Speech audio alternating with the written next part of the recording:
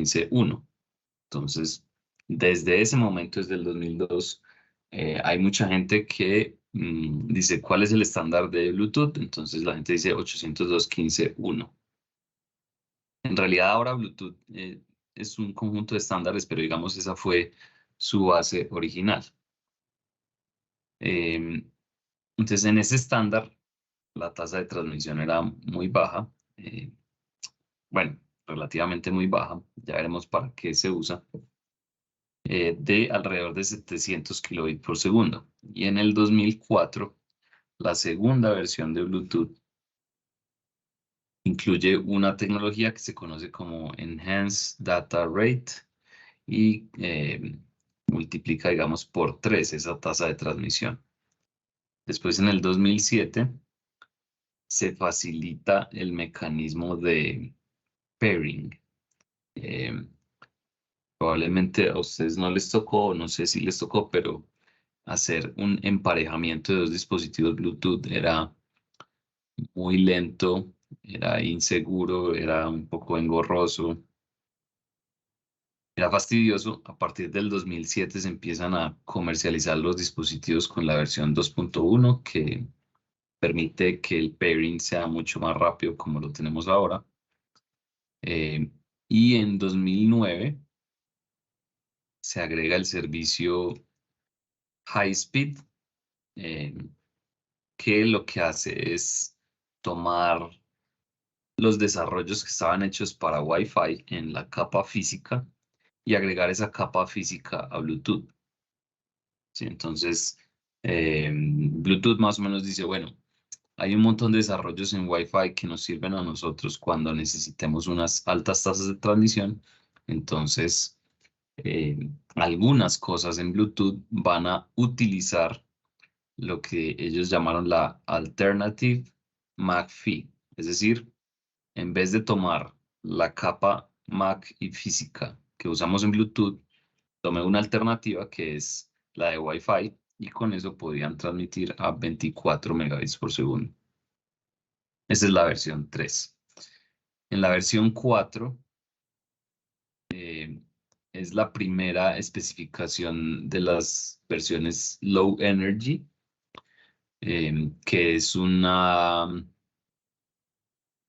es tal vez el mayor éxito de Bluetooth en los últimos tiempos porque permite hacer una comunicación muy rápida con muy bajo consumo de batería. Y en la versión, la última que yo conozco, no sé si ya me atrasé, espero que no, en el 2016 salió la versión 5, que básicamente es un aumento de tasa de transmisión en algunas condiciones de Bluetooth. Entonces ese es como un recuento histórico rápido, vamos a entrar en los detalles de cada una de estas cosas de cómo funciona Bluetooth, empezando por la versión clásica de Bluetooth, que por lo general se conoce como las versiones de los años 2000, o sea, las versiones 1 y 2. Ese es el Bluetooth clásico, incluso hay gente que hace referencia a la versión 3 también como un Bluetooth clásico o cualquier cosa que fuera antes de la versión Low Energy, por lo general se le dice Bluetooth clásico. Entonces, ¿cómo empezó Bluetooth en su funcionamiento? Era una tecnología inalámbrica de corto alcance diseñada para transmitir voz y datos y para evitar cables de dispositivos periféricos. Pero claramente, pues este voz y datos no era como una red celular, porque era pues corto alcance, no permitía movilidad y no necesitaba realmente tan altas tasas de transmisión. No estaba pensado como para enviar multimedia al comienzo. La terminología que usa el Bluetooth clásico es, primero, una Piconet. Entonces, una Piconet, pues se conoce como un maestro y hasta un máximo 7 esclavos. Esa es la forma en que funciona una Piconet. Por ejemplo, aquí en este dibujo, cada círculo es una Piconet diferente. El de la izquierda tiene 4 esclavos y el de la derecha 3. La unidad maestro es la que determina el reloj, que ya vamos a ver que tiene una importancia en la red para la sincronización y el acceso al medio. Entonces el maestro determina el reloj y además determina cómo saltar en frecuencia. Cómo saltar en frecuencia. Entonces da la sincronización y genera los saltos en frecuencia en Bluetooth son necesarios. ¿Se pueden imaginar por qué?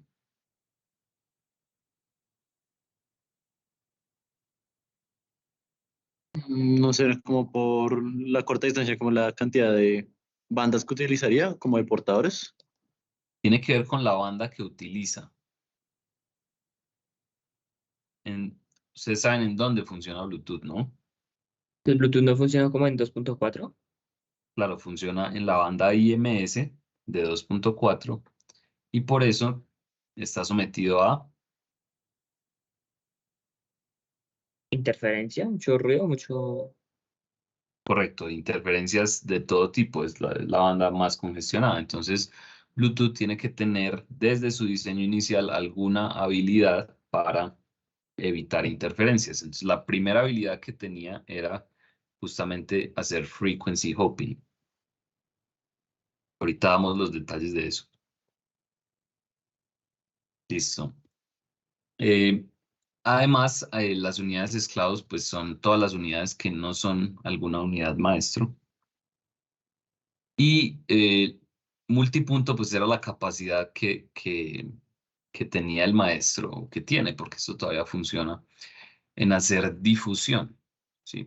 Es decir, el maestro no solamente comunica uno por uno con cada uno de sus esclavos, sino que puede hacer broadcast de algunos mensajes que son necesarios para generar el control de la Piconet. Esa es la terminología. Ah, bueno, y el último término es Scatternet. Es considerada como la topología de la red Bluetooth. Es una Scatternet. Una Scatternet es esta red un poco rara porque hay algunos esclavos que pueden ser compartidos por varios maestros. Para aclarar, digamos, dos cosas. La mayoría de las redes Bluetooth son una comunicación punto a punto. Por ejemplo, mi teléfono con mis audífonos inalámbricos. ¿Sí? Eso es una comunicación punto a punto. Aunque a veces, bueno, cuando tengo dos audífonos y hay diferentes funcionalidades en esos dos audífonos, entonces ahí ya tendríamos una Scatternet. Perdón, tendríamos una Piconet. Y si tengo, por ejemplo, un parlante de audio que puede ser controlado por dos maestros distintos al mismo tiempo, eso no siempre pasa, ahí tendría una Scatternet. Entonces, una Scatternet es cuando algún esclavo es controlado por dos maestros.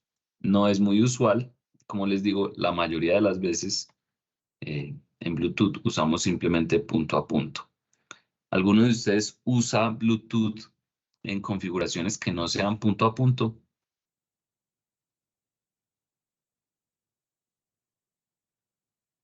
¿No se les ocurre?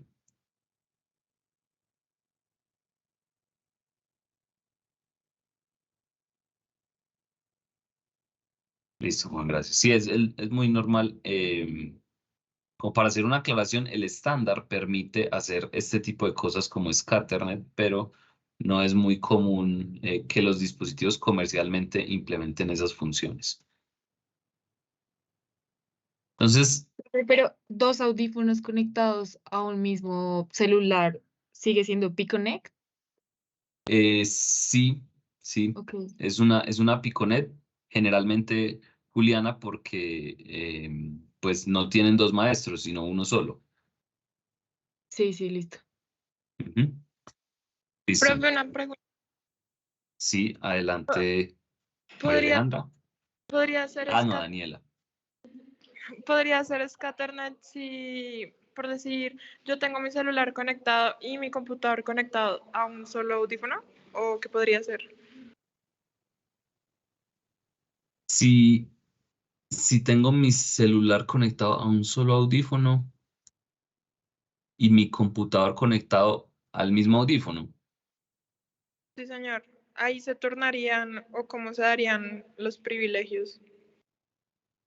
Yo o sea, no conozco en la práctica audífonos que hagan eso, pero si suponemos un poco que el audífono puede mantener la conexión activa con los dos audios y uno puede como escoger cuál audio escucha, supongo que ese sería un ejemplo de un Scatternet. Sí, o sea, como un audífono que me permita cambiar de maestro la fuente del audio. Sería eso, podría ser.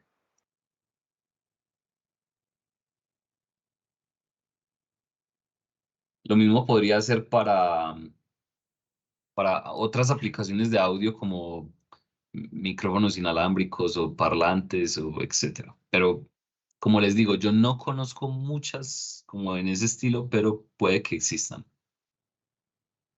Bueno, entonces, pasando a... Profesor, Hola, una Diego, ¿qué pregunta. tal? ¿Cómo estás, profe? Bien, gracias. ¿Esto desde qué versión funciona el multipunto?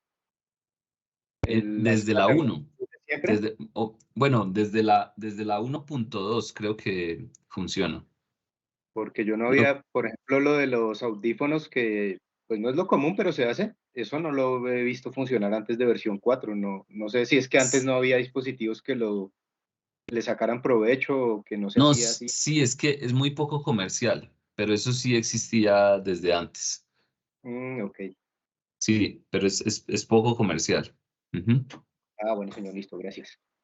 Listo, Diego.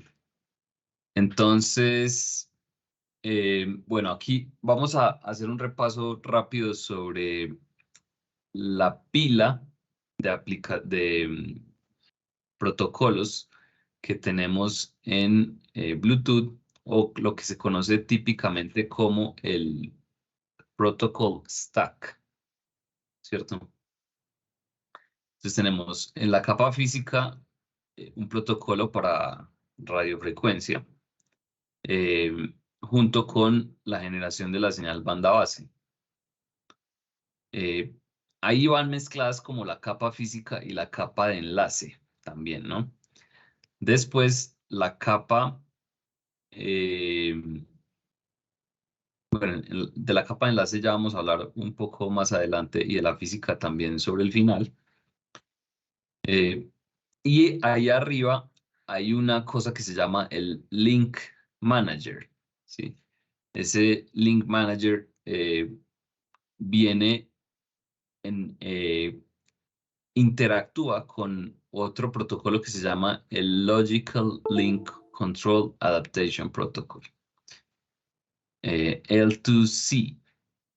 Ya vamos a ver que ese protocolo lo que hace son las funciones de coordinación entre las capas superiores y las capas inferiores del enlace, del acceso y el control y la capa física. Y por aquí arriba vienen los protocolos de aplicaciones y perfiles, que ya ahorita vamos a hablar. Entonces, solo como para tener una primera idea de que en Bluetooth mm, no son evidentes todas las capas del modelo OSI a las que estamos acostumbrados, aunque más o menos se parece al modelo OSI. Entonces, viendo esto por dentro, encontramos un diagrama como de este estilo. Por aquí a mano izquierda ven algunas siglas y por aquí a mano derecha está la pila de Bluetooth partida como en 3 sabores distintos. Esos 3 sabores son principalmente las 3 capas físicas que existen en Bluetooth actual. Entonces la primera es el BR-EDR, que quiere decir Basic Rate o Enhanced Data Rate, que hace referencia a las primeras versiones de Bluetooth. Entonces, la capa física verde, o mejor dicho, todo lo que está con color verde, funciona generalmente con esta capa física. Ahora, todo lo que además está AMP, que es la Alternative MAC-P, que es tome su Bluetooth de las capas superiores y ponga la capa física de Wi-Fi. ¿Sí? Ese es el Alternative MAC-PHY. Bueno, la capa MAC y la capa PHY de Wi-Fi. Y por otro lado, la tercera capa física que existe es el Bluetooth Low Energy, que ahorita vamos a hablar más adelante. Entonces esas son esas tres columnas, la azul, la verde y la gris. Para las tres funciona, por un lado, el HCI, que ya vamos a explicar qué es, y el L2CAP, que es lo que estaba aquí, es el Logical Link Control Adaptation Protocol. Y encima de estos vienen todas las aplicaciones con un diseño de atributos y perfiles que vamos a hablar ahorita más adelante, que son muy específicos de las funcionalidades periféricas de un computador y las cosas que generalmente se conectan en Bluetooth. Entonces vamos a ir explicando como rápidamente algunos de esos protocolos más importantes. Entonces, primero, esta pila de protocolos en Bluetooth no se preocupan por inventarse todo Bluetooth, sino se preocupan mucho más por adaptar o retomar protocolos que ya otros dispositivos tienen diseñados y que quieren que se vuelvan Bluetooth. ¿Sí? O sea, es decir, el grupo industrial de Bluetooth dijo, estos dispositivos que ya están inventados, ¿cómo hacemos para que se vuelvan inalámbricos y sean parte de Bluetooth para que sus fabricantes empiecen a fabricarlos en modo Bluetooth? Entonces, la forma más simple, pues a modo industrial, era decir, no, pues que Bluetooth adapte esos protocolos y que sean parte de nuestra pila de protocolos. Entonces, hay varios protocolos como el protocolo RFCOMM o OVEX y otros que son tomados de protocolos que ya existían de otras cosas que no eran inalámbricas y que querían volverse inalámbricas. Entonces, antes de que vamos aquí, esta imagen es como un resumen del protocol stack, ¿sí? Entonces, capas de abajo que ocurren,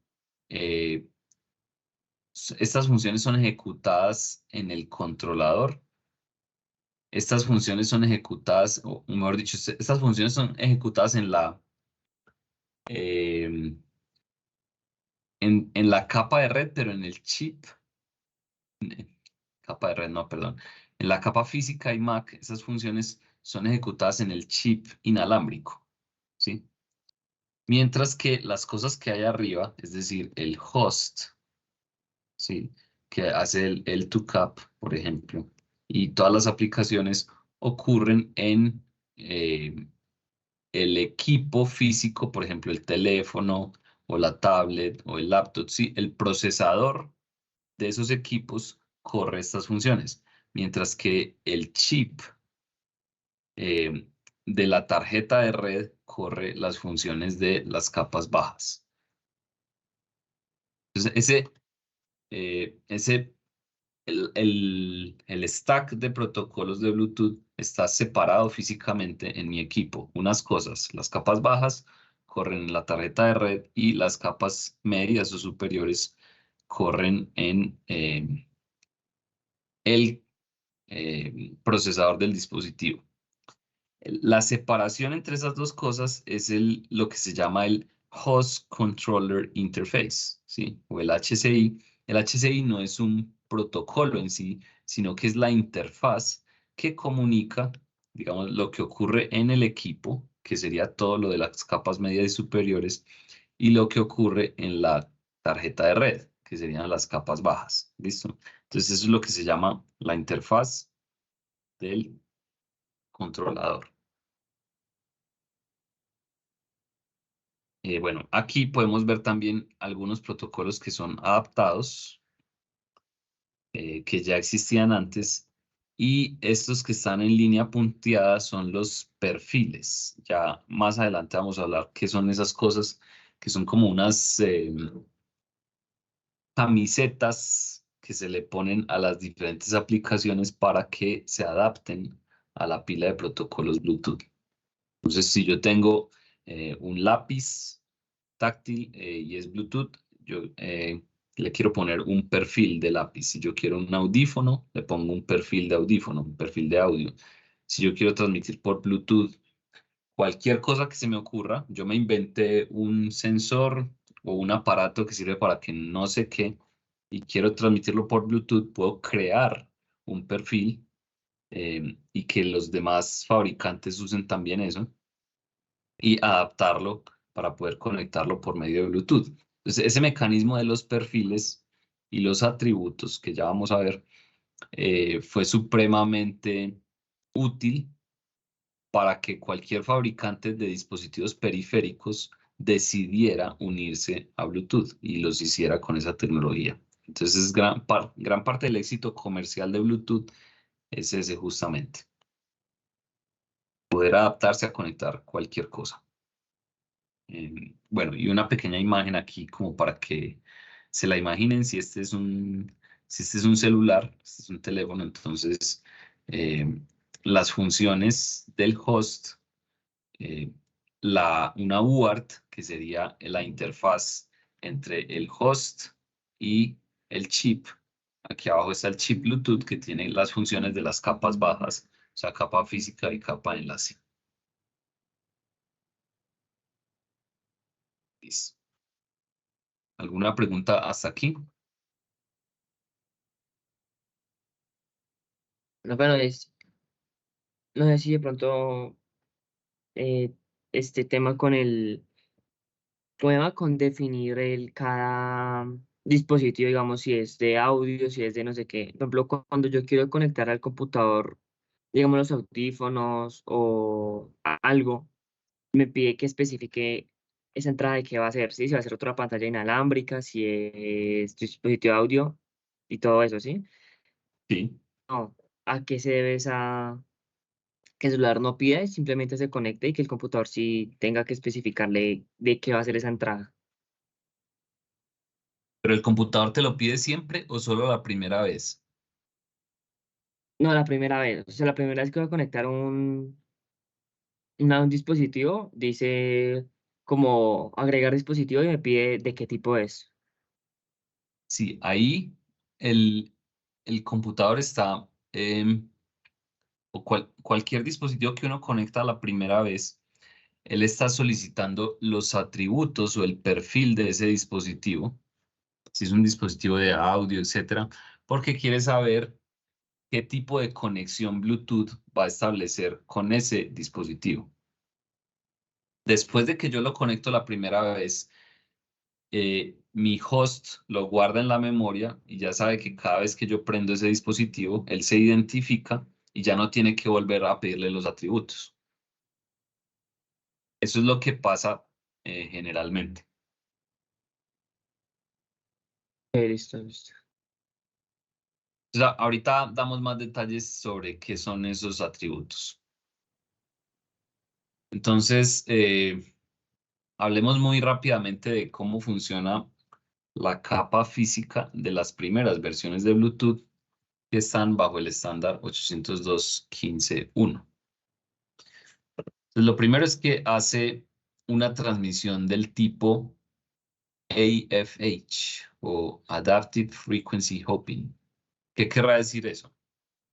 Yo estoy en esta banda Wi-Fi, bueno, en esta banda ISM dominada principalmente por Wi-Fi y cada tanto tengo interferencia de muchas fuentes, pero por lo general es Wi-Fi. Entonces,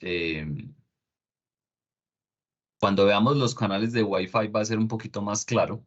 Eh, la próxima semana daremos más detalles, pero lo que hace Adaptive Frequency Hopping es simplemente detectar dónde tengo interferencia y saltar a un canal de Bluetooth, que los canales de Bluetooth son pequeños en ancho de banda, mientras que los de Wi-Fi son mucho más anchos. Entonces, Bluetooth busca el que esté disponible y salta de canal en canal tratando de reducir la interferencia que tenga de las señales típicamente de Wi-Fi. Usa, bueno, esto ya casi no se usa porque ya Bluetooth no usa esas primeras versiones prácticamente nunca, pero la primera versión usaba una modulación GFSK muy parecida a la usada en GSM también. Tenía, bueno, y todavía las versiones 2 y 3 usan 79 canales con un ancho de banda de 1 MHz cada uno. Digamos, muy chiquito comparado con Wi-Fi que usa canales típicamente de 20 o 22 MHz. Hace 1600 saltos por segundo, buscando evitar la interferencia. Hace una duplexación en tiempo y supuestamente tiene un rango de alcance como hasta 100 metros en buenas condiciones o hasta 10 metros en regulares condiciones, pero pues puede ser muy variable. Puede soportar hasta 3 canales de voz. Esto ya se amplió con las nuevas versiones, pero eso era el comienzo. Bueno, esos canales de voz llevan una tasa de transmisión de 64 kilobits por segundo. Esto corresponde por lo general a 8 bits de cuantización y 8 kilohertz de muestreo de la voz. Y la tasa de transmisión gruesa, es decir, el total de la transmisión en 1 megahertz, sería 1 megabit por segundo con esta modulación binaria. Listo. Eso quiere decir que la tasa neta, si tiene un full duplex simétrico, o lo que se llama haciendo TDD, yo parto ese 1 megabit por segundo y la tasa neta me da como medio mega, tanto en la subida como en la bajada. Entonces, el neto, es decir, descontando la señalización, entrega 432 kilobits por segundo en cada dirección. A veces se puede usar asimétrico, por lo general, por ejemplo, para que la bajada, es decir, por ejemplo, el audio, me entregue más tasa de transmisión que la subida. Y en esos casos, las tasas serían aproximadamente de 700 kilobits por segundo y 50 kilobits por segundo en la subida. ¿Hay preguntas sobre estos parámetros? Profesor, no exactamente sobre Sí. esos parámetros, pero sí como por averiguar un dato por curiosidad a ver qué viene después. Hace un rato estabas Sí, hablando de low energy, de las sí. evoluciones. Ahorita en lo que nos presentas de la versión 1, más o menos cómo eran los consumos de potencia para esos alcances de 100 o 10 metros, no sé, 20 dBm, algo así, y después es 1 o es 0, poquito, no sé. Sí, aquí los tengo. Había 3 clases de dispositivos. Ya vamos a llegar a esa diapositiva, entonces, y Bueno, también sí, la comparación con low energy. Entonces, ya listo, listo. esperemos un segundito y ya vamos para allá. Bueno, sí, señor, listo, Listo. gracias. Em, bueno, entonces, antes de hablar de los temas de potencia, hablemos de polling, que era el método de acceso al medio que generalmente se hace en una Piconet. O bueno, todavía se usa en Bluetooth hacer una Piconet con polling. ¿Recuerdan qué es polling?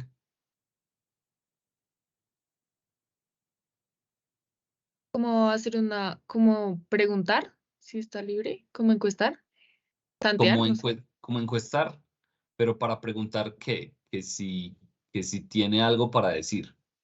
Eso. Eso, o sea, el maestro le pregunta a todos sus esclavos de la Piconet que si tiene algo para decir. Entonces, ese era el método de acceso al medio básico en, en o es en las Piconet de Bluetooth. ¿Por qué creen que se usa ese método? Y no, por ejemplo, TDMA u otros, o por ejemplo, acceso aleatorio.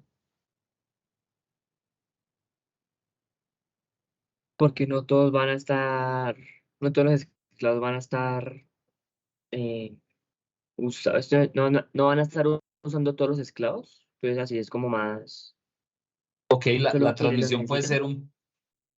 ser lo que estás diciendo, Sergio, es que la transmisión de cada usuario puede ser un poco intermitente.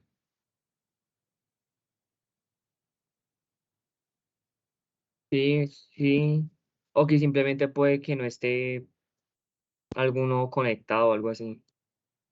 Sí, y por otro lado, la otra razón, aunque si no está conectado, pues no pide turnos, pero la otra razón es que como los usuarios en Bluetooth son pocos, no importa hacer la ronda de los turnos.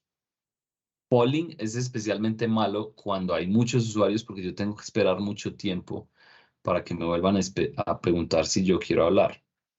Entonces, en este caso, polling evita los espacios vacíos, por ejemplo, que quedarían en TDMA cuando alguien no quiere hablar y yo le asigno un slot. Entonces, como la Piconet es muy pequeña, polling es bien adecuado. Y pues evita interferencias, que es lo que se busca. Si tuviera acceso aleatorio, tendría muchas interferencias y sería muy complejo, digamos, si además de las interferencias que tengo por culpa de Wi-Fi, también tengo que lidiar con las interferencias de mis compañeros esclavos de la Piconet, pues sería muy difícil transmitir. Entonces, los datos van guardados en unos paqueticos. Esos paqueticos tienen duraciones variables entre 1 y 5 slots. Y los paquetes, cada paquete tiene un código de acceso para que no sea leído por cualquier dispositivo en la Piconet. Es decir, cada uno lee su paquete. Además, pues los paquetes tienen un encabezado y una información que le llamamos el payload. Entonces, cada slot dura 625 milisegundos y eso quiere decir que hay 1600 slots por segundo y yo puedo hacer cada uno de esos slots en una frecuencia diferente. O sea, yo puedo saltar de slot en slot a una frecuencia diferente siempre. Entonces, cuando se establece la capa física, la capa de enlace puede funcionar en dos versiones. O sea, los enlaces pueden ser de dos tipos. Uno se llama ACL, que quiere decir Asynchronous Connectionless Logical Transport. Es decir, un enlace, traducción, que está diseñado para transmitir datos. Es asíncrono y no es orientado a mantener una conexión. Por eso se llama connectionless. No es orientado a mantener una conexión. Eso quiere decir que la integridad de los datos es más importante que la latencia. Yo me aguanto el tiempo que sea, por eso es asíncrono. Espero un poco con tal de solicitar retransmisiones y permitir que no se me pierdan los datos. Entonces, tengo tolerancia con la latencia, pero no.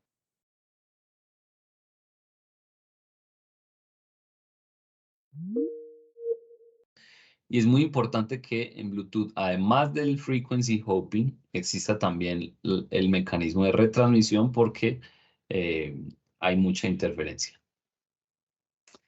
El segundo tipo de enlace es conocido como SCO o Synchronous Connection Oriented Link. Y esta ESCO quiere decir Enhanced. Y es un tipo de enlace diseñado específicamente para transmitir voz o audio sobre Bluetooth. Es decir, este es todo lo contrario. Voy a evitar latencia. Voy a evitar latencia porque generalmente las aplicaciones de voz, en las aplicaciones de voz hay interacción y no quiero tener latencia para poder hablar fácilmente. Pero voy a darle menos importancia a la integridad de los datos. Porque a veces, por ejemplo, en las llamadas, si se nos pierde un pedacito de la frase, igual yo puedo autocompletarla con mi propio mecanismo de corrección de errores que tengo en el cerebro. Bueno, entonces estos son los dos tipos de enlaces que hay. Veámoslos en acción. Entonces aquí estamos viendo una Piconet, la secuencia de tiempo, cómo ocurre la comunicación entre el maestro y 3 esclavos. Entonces, lo que comunica el maestro va en el downlink y lo que comunican los esclavos va en el uplink, ¿cierto? Por eso están esas direcciones de estas flechas.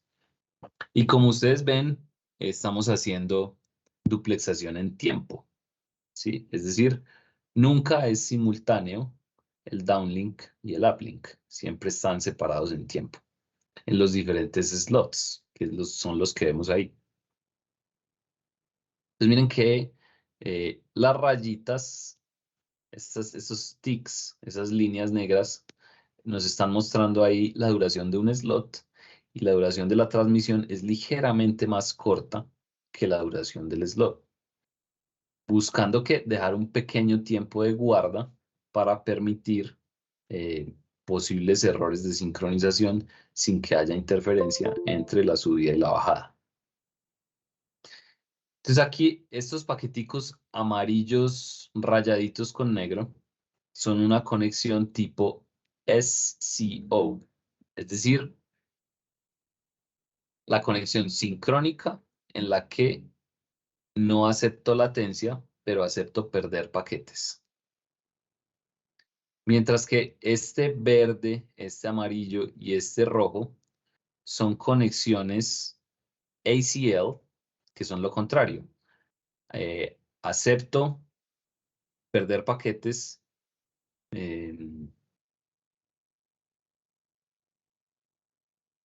Perdón, acepto latencia, porque esta es asíncrona, ¿sí? Acepto latencia, pero no acepto perder paquetes. Entonces, con este maestro hay 3 conexiones tipo ACL y hay una conexión tipo SCO.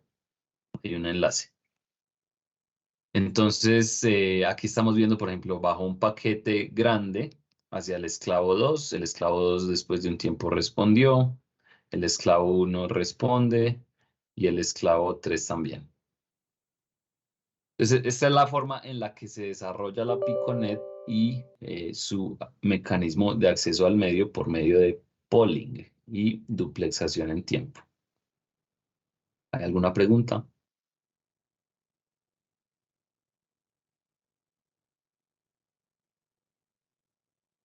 Bien.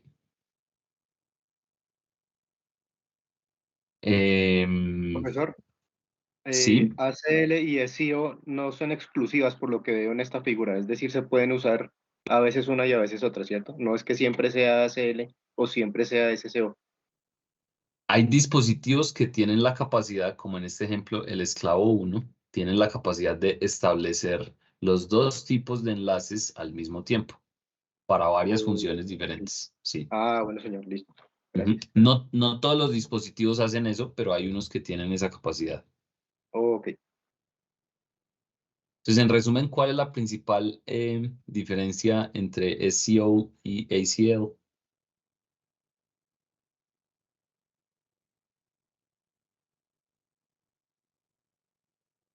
Sí, y que uno es una conexión orientada a tener interacción, es decir, baja latencia, y el otro es orientado a tener integridad, es decir, no perder los datos. ¿Listos? Sigamos entonces con este es el procedimiento más,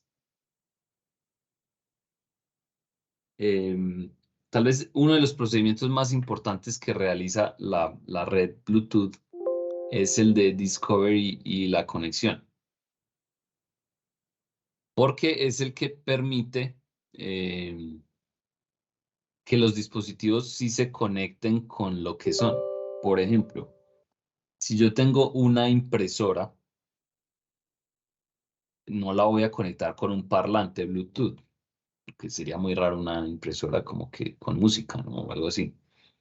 Eh, entonces, en Bluetooth, todas esas posibles incompatibilidades de conexión son manejadas directamente por los perfiles y los atributos, pero cada uno de los dispositivos tiene que tener cierta memoria para descubrir fácilmente los dispositivos con los que se puede y además con los que se quiere conectar automáticamente.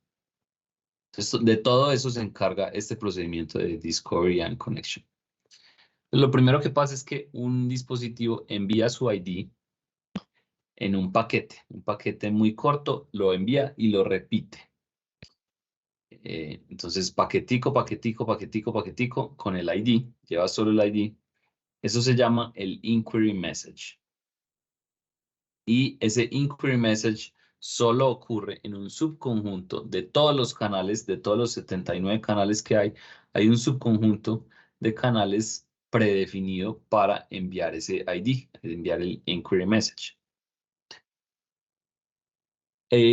Los dispositivos que tienen la función Bluetooth activada están escuchando ese conjunto de frecuencias predefinido y eso es lo que se conoce como un inquiry scan, escuchar esas frecuencias predefinidas, ¿sí?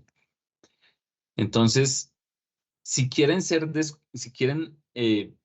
descubiertos, responden con un ID en el o lo que se llama el FHS message, que quiere decir Frequency Hopping Sequence Synchronization Message. Y lo que quiere decir es que ese dispositivo le dice al otro, mire, esta es la secuencia en la que usted tiene que saltar si quiere comunicarse en mi red, ¿sí? Entonces, ese dispositivo va a ser el maestro y el otro va a ser el esclavo. Entonces, bueno, esto es lo que dice acá. Quien inicia la conexión será el maestro. Envía un mensaje de paging saltando en la frecuencia de frequency hopping. Y después el esclavo responde iniciando el proceso que se llama el Secure Sample Pairing, que hoy en día todos los dispositivos lo usan, antes no existía. Bueno, y este protocolo utiliza un protocolo de criptografía para que la autenticación con clave pública sea segura. Y después, todos los nodos que se conecten a la Piconet pueden calcular una clave para poder acceder, o sea, en el Secure Sample Pairing se les envía un hash para que ellos calculen una clave y puedan acceder a esos mensajes que sin esa clave no se pueden leer. Luego el maestro ya establece el frequency hopping y empieza a hacer polling. Y ahí empieza a funcionar la Piconet. Entonces creo que el procedimiento es muy sencillo. Requiere identificarse, o sea, intercambiar el ID, reconocer la frecuencia de saltos, hacer Secure Sample Pairing para garantizar que yo conozco la clave para poder leer los mensajes y después quedo listo para empezar a hacer polling. En todo el procedimiento también hay una característica y es que los dispositivos Bluetooth pueden preguntarle al usuario si quiere mantener en la memoria el dispositivo con el que acaba de hacer el emparejamiento. Si uno lo mantiene en la memoria, uno está permitiendo la automatización del emparejamiento. Entonces, generalmente, por ejemplo, los audífonos vienen con una función que dice, la última fuente de audio que usted tuvo, hágale emparejamiento automático. Entonces, cada vez que se prende, él busca su maestro preferido y trata de conectarse a él de forma automática. Si, por ejemplo, yo lo prendo y no tengo mi teléfono, sino el teléfono de alguien más con el que yo ya había hecho emparejamiento, él no se conecta automáticamente porque no fue el último que tuvo en la memoria. Ahora sí, respondamos la pregunta de Diego, muy rápidamente. los dispositivos Bluetooth tienen 3 clasificaciones en la potencia transmitida. No recuerdo históricamente en qué versión del estándar ocurrieron, pero esto es lo actual. Pues tenemos los clase 1 para alcance de hasta 100 metros que transmiten hasta 100 milivatio. Los clase 2, que son los típicos, que transmiten 2.5 milivatios hasta 10 metros, y los clase 3, que son los que más buscan ahorrar batería, y ya muchos de ellos son Bluetooth Low Energy, que transmiten 1 milivatio. Un ejercicio así rápido, ¿cuánto es cada una de estas potencias en dB milis?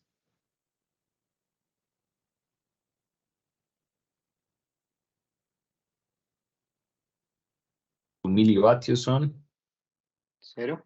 0. 0 dB milis. 20 la de clase 1 y la otra 100 milivatios son 20 dB milis. Ah, no, Y 2.5, ¿cuánto será?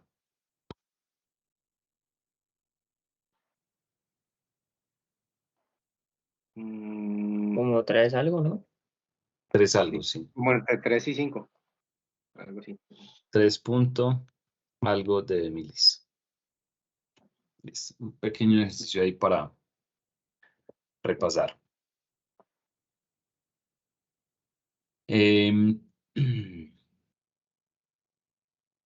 Bueno, hay los dispositivos clase 1, perdón, admiten también control de potencia para cuando se requiere algún nivel de potencia específico. Listo. Ahora hablemos de los modos de conexión. Entonces,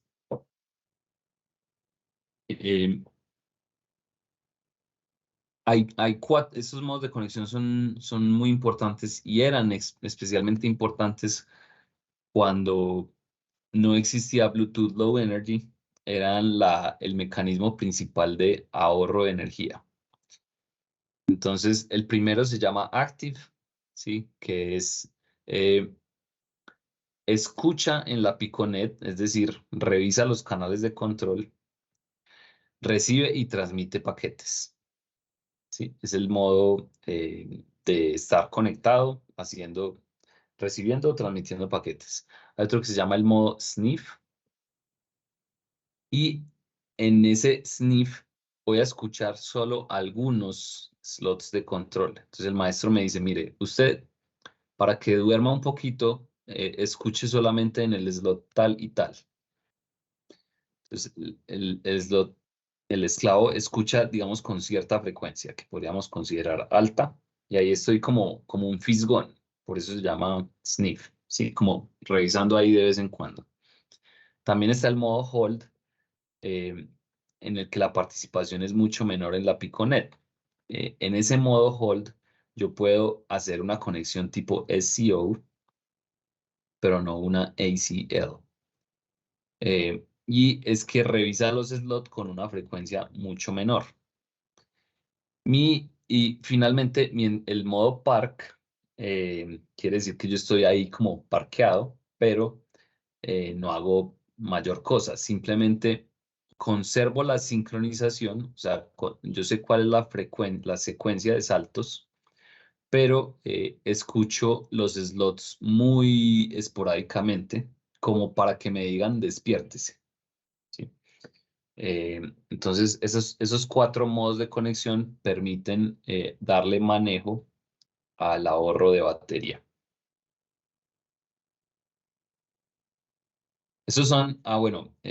Estos modos de conexión son una decisión del fabricante. O sea, yo hago mi dispositivo y según el gasto de batería que quiero hacer con ese dispositivo, decido por defecto qué modo de conexión voy a buscar con el maestro.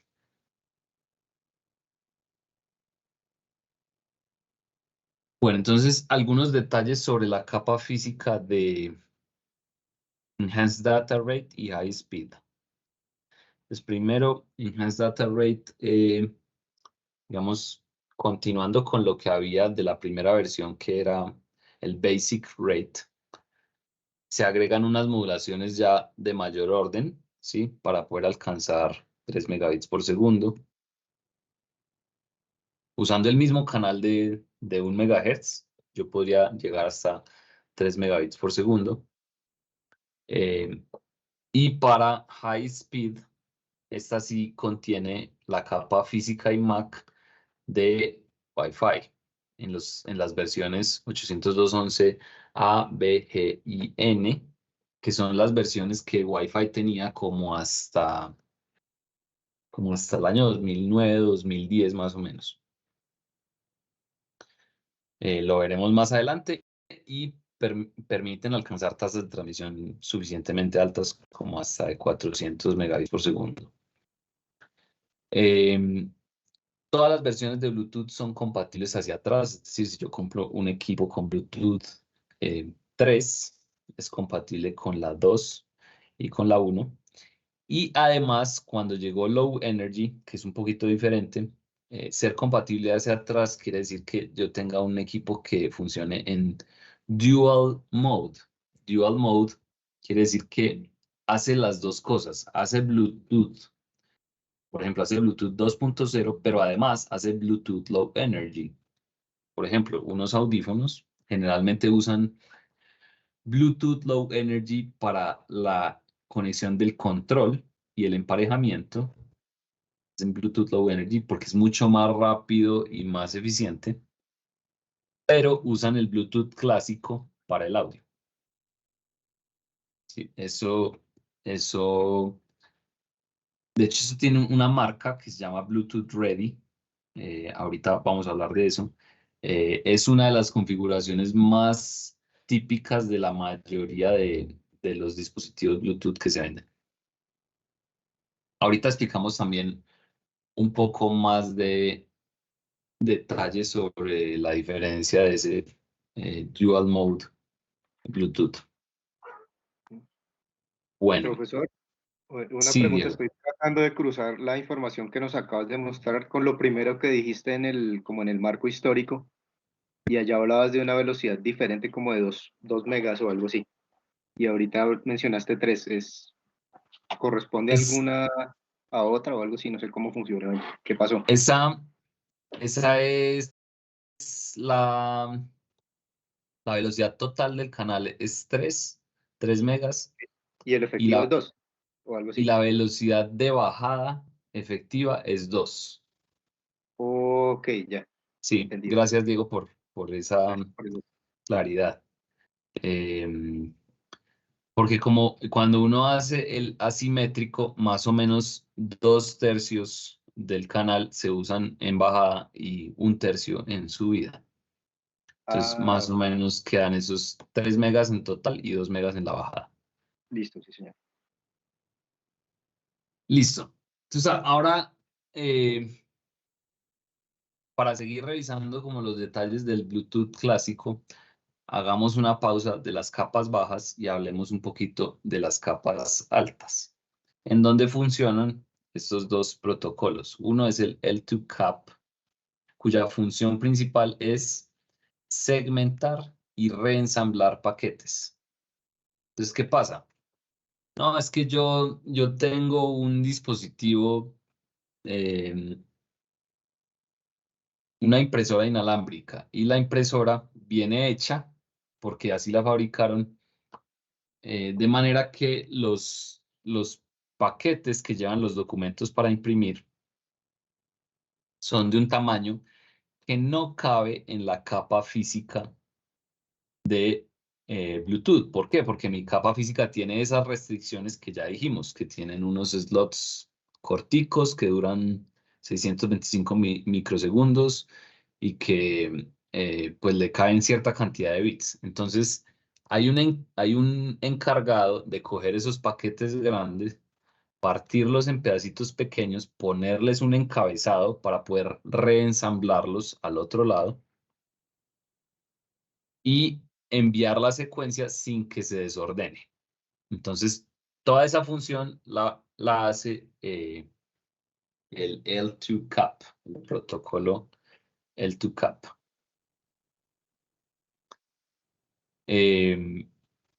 Listo.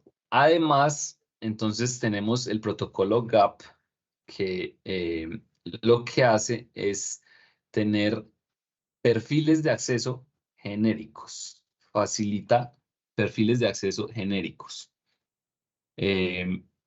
Entonces, eso quiere decir que no importa qué dispositivo soy, cualquiera tiene que seguir unas reglas de juego para poder hacer discovery, que ya lo mencionamos, bonding, ¿sí? Para el emparejamiento automático es lo que se llama bonding. Es decir, yo ya hice emparejamiento con ese maestro y quiero que me guarde en su memoria para no tener que hacer el emparejamiento lento que tuve la primera vez. Eso se llama bonding en YouTube, en Bluetooth.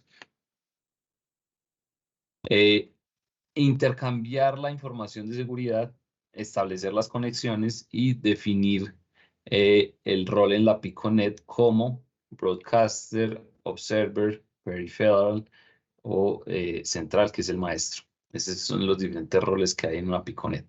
Entonces, todas estas son las funciones del protocolo GAP, ¿sí?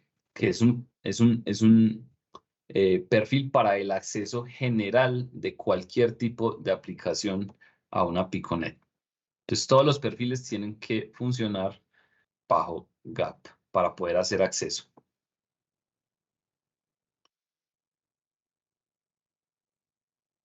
Bueno, entonces, aquí tengo una comparación. No todas estas tecnologías las vamos a ver en detalle,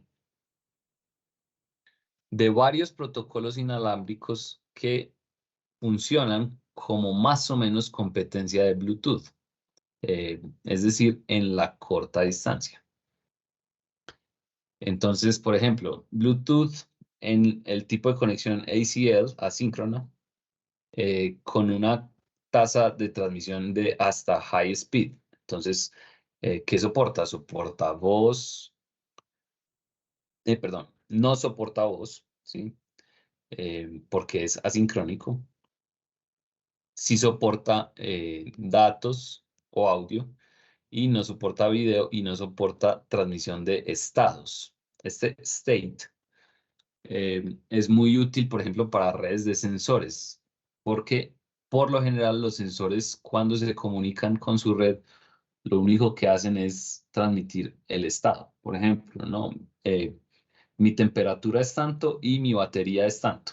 Es un paquetico, un mensaje muy chiquito. Este tipo de ACL no, con high speed no está diseñado para transmitir estados. Entonces aquí está Bluetooth síncrono con SCO o Enhanced ACO, que es mucho más para transmitir voz.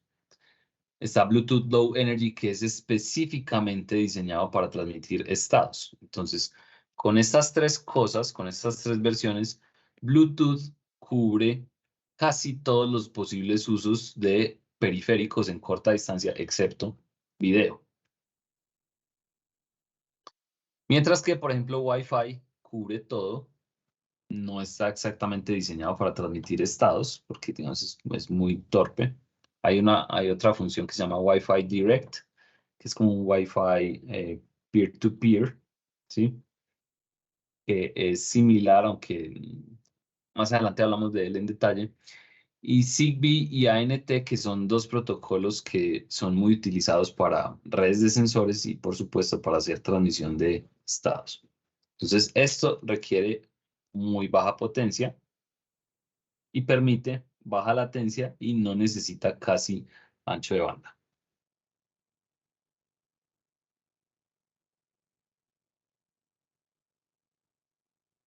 Entonces, hablando de esas diferentes aplicaciones o usos que tiene la tecnología Bluetooth, revisemos un punto muy importante. Ese punto es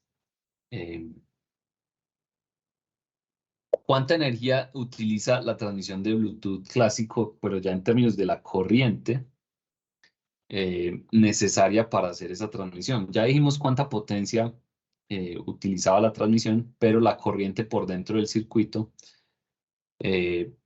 digamos, como Bluetooth es connection oriented, en el caso de SCO, el enlace se mantiene incluso cuando no hay datos para transmitir, en el caso de SCO. El modo sniffer permite ahorrar batería, pero incluso en ese modo sniffer, cuando yo estoy haciendo una conexión, yo tengo hasta 25 miliamperios en la corriente del circuito. Y eso no permite usar poca batería y, mejor dicho, eso no permite que yo tenga dispositivos que funcionen con este tipo de baterías, los que llaman coin cell, ¿sí? O sea, estas moneditas se me desgastan muy rápidamente si yo permito picos de corriente de hasta 25 miliamperios. Entonces aquí aparece la necesidad de usar Bluetooth Low Energy. Aquí dice, bueno, yo tengo un montón de dispositivos que yo quiero que sean Bluetooth, pero quiero que funcionen con este tipo de baterías por la aplicación a la cual están diseñados. Entonces, los picos de estos dispositivos siempre serán menores de 20 miliamperios y los promedios serán solo de alrededor de 5 microamperios.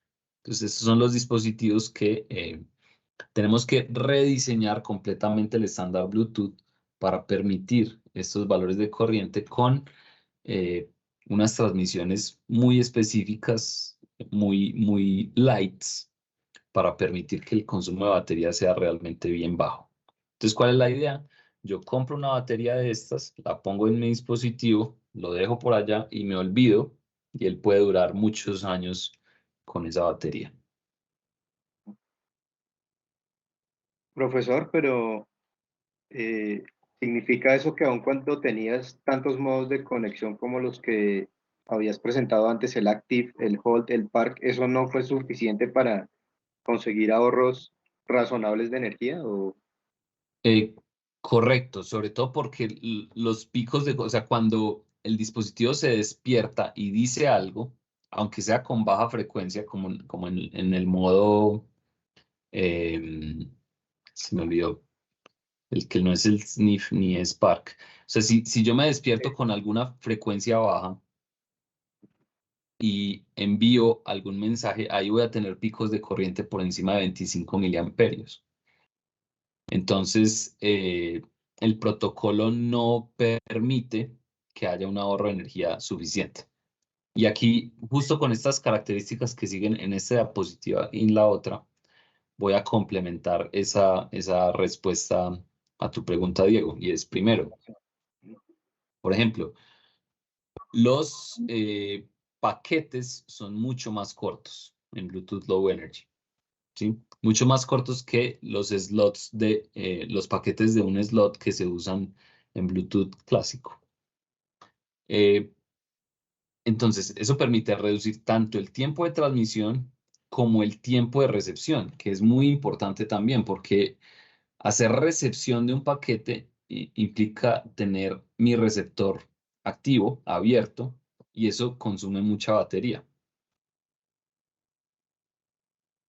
Adicionalmente, vamos a tener ahora muchos menos canales de RF para que el descubrimiento sea más eficiente, no sea tan lento, porque antes yo tenía que estar pasando ahí con una serie de canales buscando el descubrimiento para hacer el emparejamiento, y el tiempo de conexión es mucho más corto, ¿sí? Entonces, todo está diseñado para que sea más corto, más eficiente.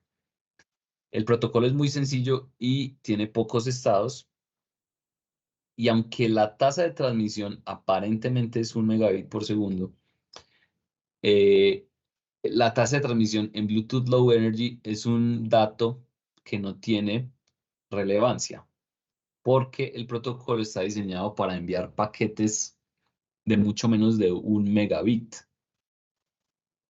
Entonces, si yo voy a enviar menos de 1 megabit, no me importa en realidad si yo transmito 1 megabit por segundo. Yo lo único que quiero es que mi paquete se envíe, que consuma poca batería y que yo no lo tenga que retransmitir muchas veces, ¿sí? Entonces, la tasa de transmisión en Bluetooth Low Energy es irrelevante.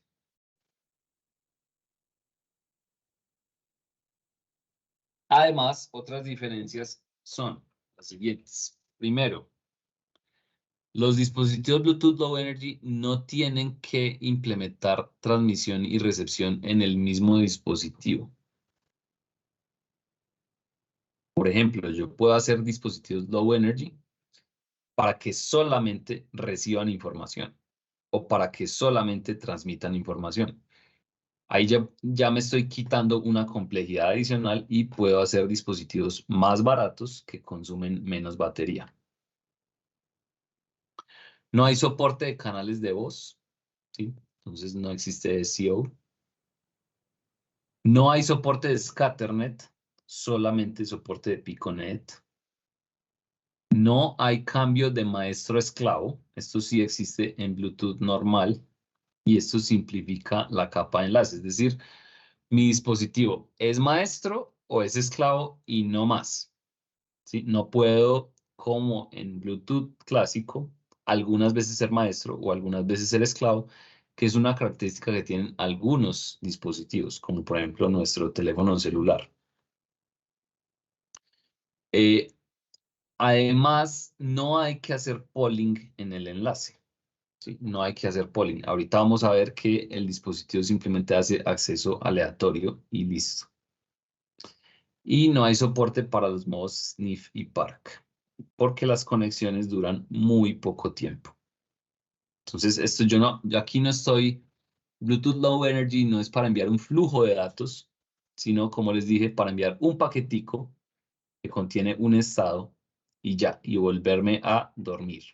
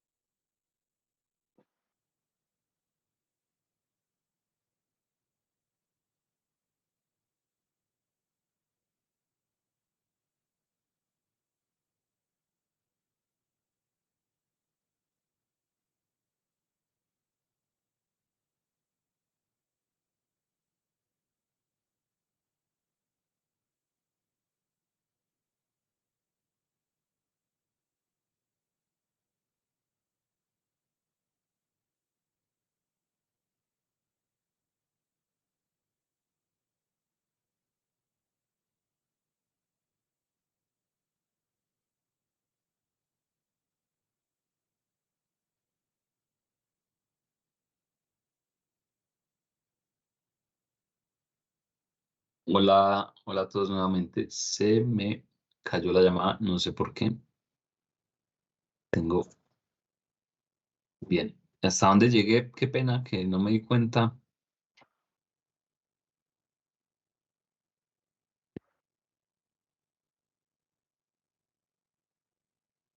Ok. Estoy aquí. No sé qué pasó. A ver. Aquí estamos. Sí, señor. Listo. Entonces, este punto es súper clave en Bluetooth Low Energy porque casi ningún estándar de comunicaciones hacía esto anteriormente, y es que por lo general los enlaces o el modo conectado existe en casi todas las comunicaciones inalámbricas para evitar tener que pasar por el procedimiento de la conexión, que por lo general requiere acceso aleatorio y otras cosas. Entonces, los dispositivos permanecían conectados. En Bluetooth Low Energy no existe esa necesidad porque el procedimiento de la conexión está diseñado de forma tan eficiente y es tan corto que si yo quiero decir una cosa en el milisegundo número 1 y después quiero decir otra cosa en el milisegundo número 500, yo me conecto y me desconecto en el número 1 y después más tarde en el número 500 me conecto y me desconecto otra vez. Es decir, incluso a escalas de tiempo muy pequeñas, para Bluetooth Low Energy es más barato en términos de ahorro de energía conectarse y desconectarse que quedarse conectado todo el tiempo. Entonces veamos los detalles de por qué funciona de esa manera.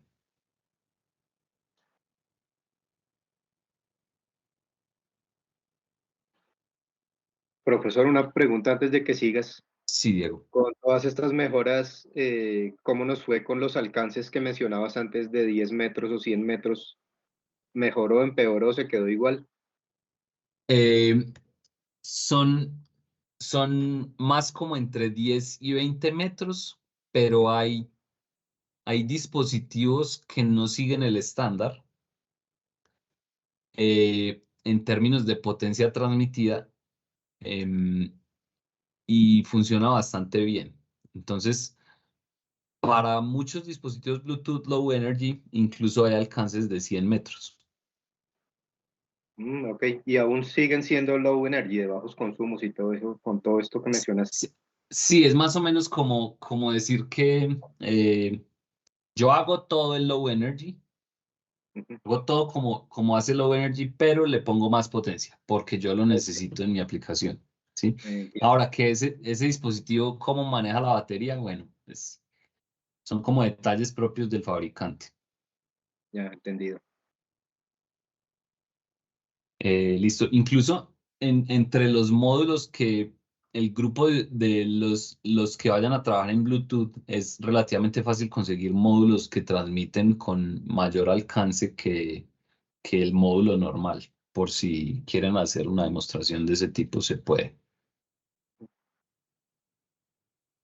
Bueno, entonces en la arquitectura de la pila de protocolos Bluetooth, el principal cambio, perdón, está por aquí, y es que todos los atributos y los perfiles que manejan los atributos de Bluetooth son nuevos, ¿sí? Todos estos perfiles son nuevos y son perfiles tipo, por ejemplo, monitor de frecuencia cardíaca, ¿sí? O monitor de batería, o un sensor de proximidad, o un dispositivo de encuéntrame, ¿sí?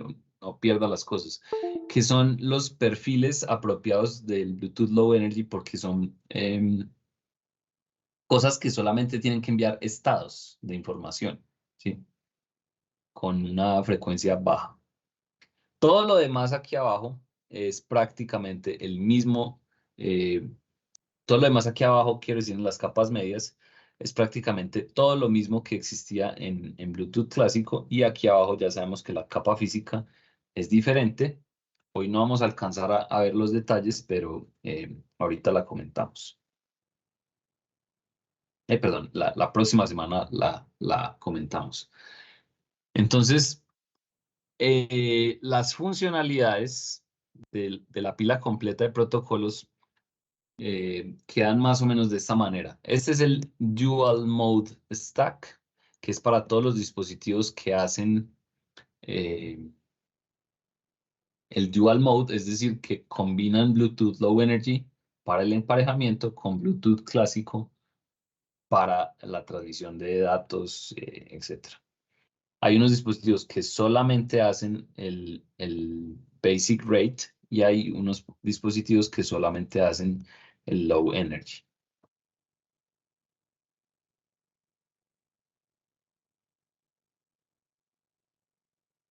Bueno, a ver, ¿qué alcanzamos? Bueno, lleguemos hasta aquí. Este es los protocolos, el protocolo de atributos y el General Attribute Profile, ¿sí? Que es diferente al GAP, ¿sí? Que era el General Access Profile. Este es el General Attribute Profile, ¿sí? Entonces, ¿qué es esto del General Attribute Profile? Son unas reglas para que cualquier dispositivo se describa el tipo de servicios y características y los valores de esas características, ¿sí? Básicamente tienen esas cosas. Servicios, ¿qué servicios ofrece su dispositivo? ¿Qué características y qué valores requiere? ¿Sí? Entonces, eso conforma mi perfil. Y mi perfil va a ser transmitido a través de el ATT, que es el Attribute Protocol. Entonces, esta es la clave, ¿sí? Por ejemplo, yo tengo este perfil y mi perfil tiene el servicio 1. Y el servicio 1 tiene tales características con tales propiedades y tales valores, ¿sí? Y además, este mismo perfil tiene el servicio 2. ¿Sí? De esa manera yo puedo poner en un mismo formato cualquier dispositivo que yo quiero conectar en Bluetooth siguiendo las reglas del ATT, el Attribute Protocol. Entonces, estos son ejemplos de perfiles existentes que ya otra gente inventó, que ya crearon, que están descritos, que son abiertos y que alguien puede utilizar para conectar su propio dispositivo. Entonces, si ustedes hacen un dispositivo, no, es que yo en mi trabajo de grado necesito conectar esta cosa con esta cosa y es de corta distancia y envía poca información o envía voz o envía lo que sea. Ah, bueno, entonces, ¿será que existe un perfil para hacer eso? Si existe ese perfil, yo voy a mi dispositivo, programo ese perfil y lo programo para que envíe todos los atributos a través del ATT. Entonces, si quieren, denle una leída aquí rápida a esta diapositiva y me dicen si tienen preguntas o a qué les suenan esos dispositivos. Lean por favor ahí un poquito para que sepan qué cosas existen.